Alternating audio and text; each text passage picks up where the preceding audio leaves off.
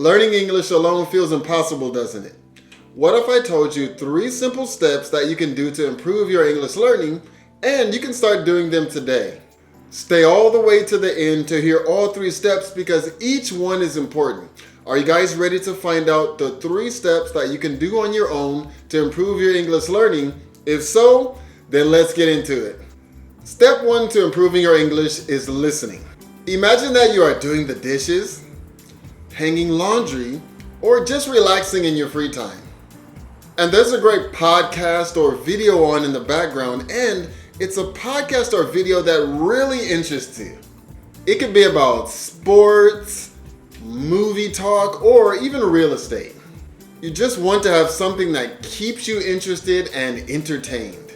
This is important because you're going to listen to this podcast more than once. When there's a movie or a video that I really like, I can watch it over and over without getting bored. That's the kind of podcast or video that we're going to be looking for today. It won't get boring because each time you listen, you're going to pick up something different. The first time, maybe you'll just pick up the main story. On a second listen, you start to hear new words that you didn't hear the first time. Maybe you'll start to notice how speakers pronounce certain words or phrases. If I really like a movie, I start to be able to repeat phrases or whole passages from that movie line for line with the characters. You can do the same thing while learning English. I often have a podcast or YouTube in my headphones while I get my day started or while I do other work. And you can listen to that same episode 3 or 4 times a week.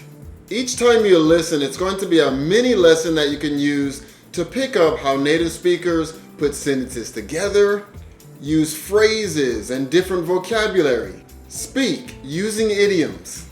And since you'll have an interest in the topic, you're going to be motivated to want to learn more.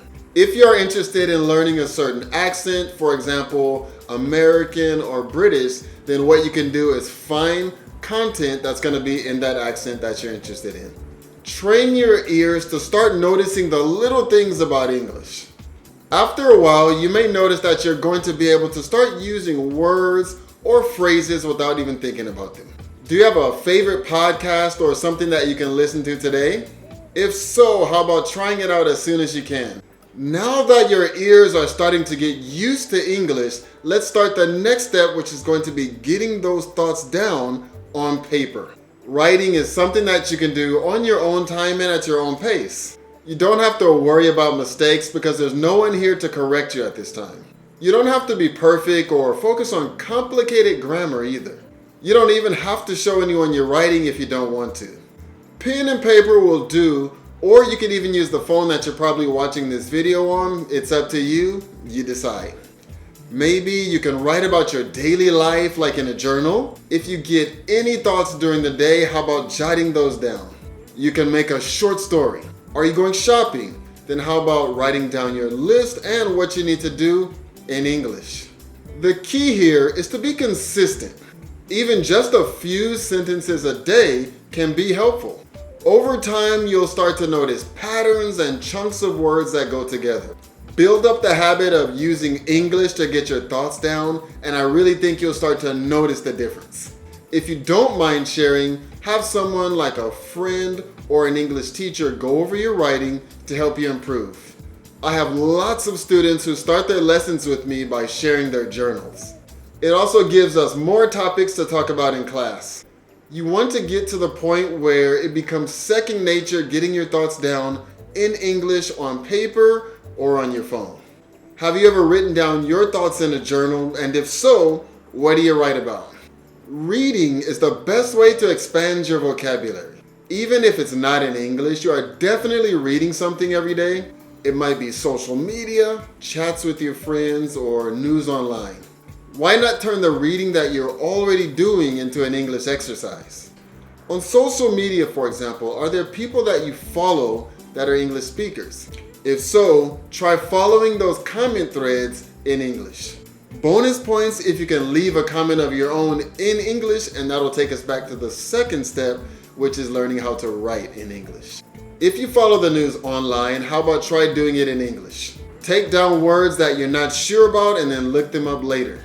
You can also find out the pronunciation online by looking them up on Google. You can even do something as simple as setting your phone to all English setting.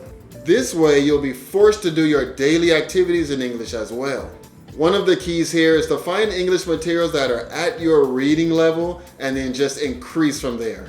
If you start too complicated, you may end up giving up too soon, but if it's too easy, you may miss out on the benefit of learning new words and phrases in English.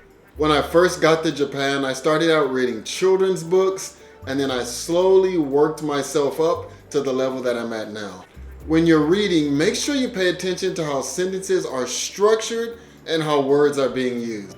Also, make sure that you understand the overall context instead of just looking up individual words. Languages and cultures are very different, so you don't just want to translate word for word. I hope these 3 steps help you get on the way to improving your English. If you make them a part of your daily routine, I'm sure you'll start to notice the difference in your English.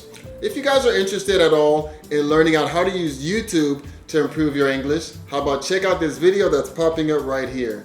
Thank you guys so much for listening. I look forward to seeing you in the next video. See you.